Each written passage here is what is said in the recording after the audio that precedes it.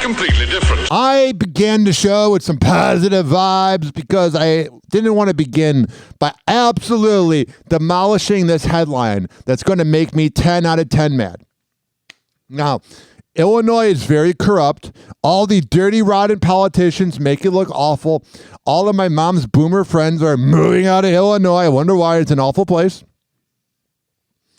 And this case right here is another example of why Illinois is the worst. And this is coming from somebody who lived there for 21 years. For 252 months, I believe the math is. Yeah. Mm-hmm. Whoa! Happy Hot Topic!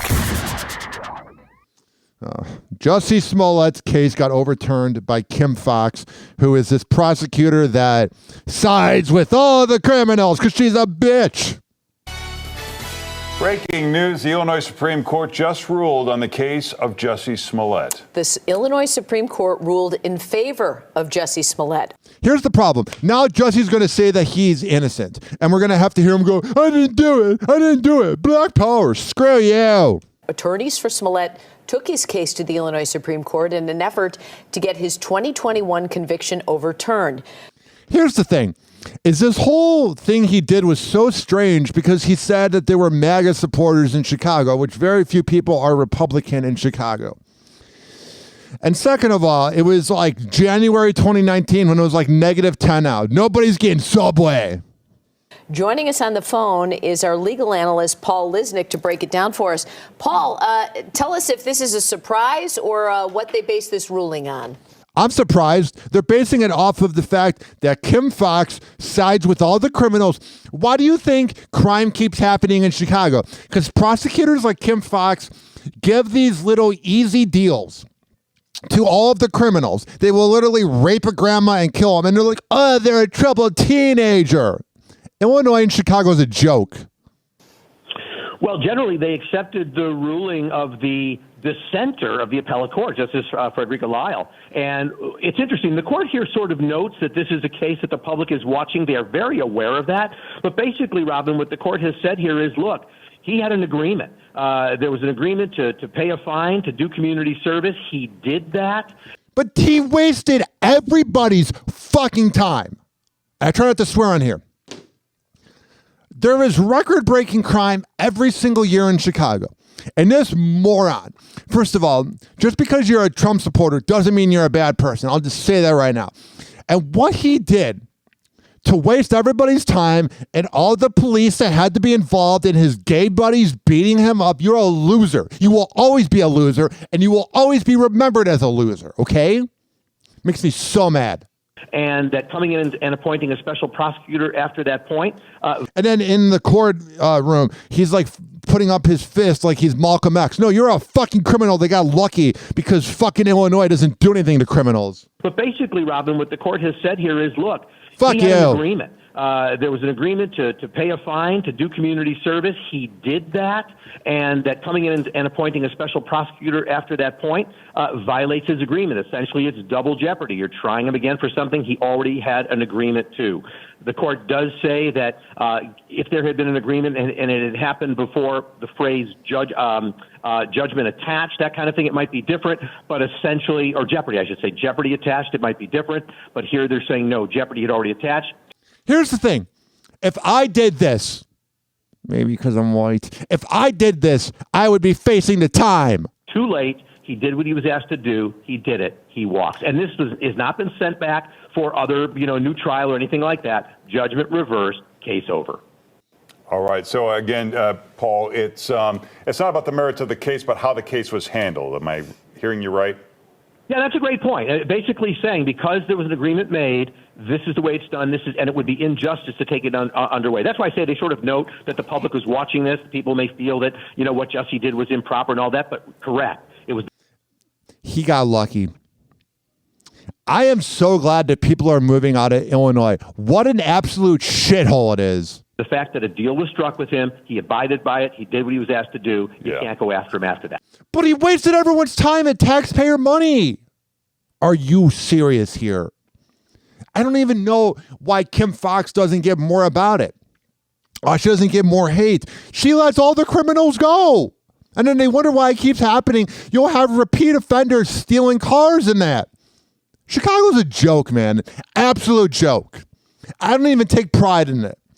First 4 or 5 years I moved out of Chicago, I would defend the city. And now whenever people are like, is Chicago as bad as it says it is or as people portrayed it? I go, pretty much. It's a shithole. And for those who don't recall, talk about the gist of the case and what happened in the first place, Paul. Well, remember, he set up a racial hatred attack for being gay, for being black, and these guys attacked him. It turns out the whole thing was a setup for whatever reasons he had, perhaps publicity and all that sort of thing is what it was suggested.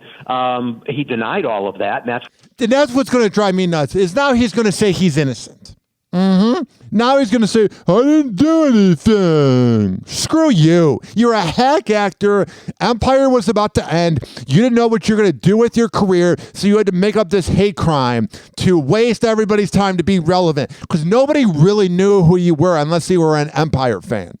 where the trial came in. Basically, he was charged. You're a bitch. Charged with public errors in what he was doing. Can't remember that. I'm sorry. I'm drawing a blank on the actual charge. But essentially, that's what he was found guilty of. But again, he came to an agreement, a non-pros thing, meaning.